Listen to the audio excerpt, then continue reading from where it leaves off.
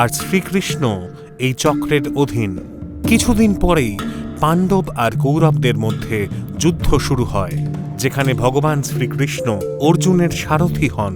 18 দিনের ভীষণ যুদ্ধের পর পাণ্ডবরা যুদ্ধে জয়ী হন, আর সেই অধ্যায়ের পর শুরু হয় দ্বারকা নগরের অধঃপতন। মহাভারতের স্ত্রী পর্ব অনুযায়ী মাতা গান্ধারী যখন তার শতপুত্রের শব দেখে, তখন তিনি সেই দুঃখ সহ্য করতে পারলেন না, আর তিনি ভগবান শ্রীকৃষ্ণকে নিজের পুত্রদের মৃত্যুর জন্য দায়ী করে অভিশাপ দিলেন। ঠিক যেমন ওনার বংশ লোপ পেয়েছে, আজ থেকে 36 বছর বাদে শ্রীকৃষ্ণের বংশ লোপ পাবে।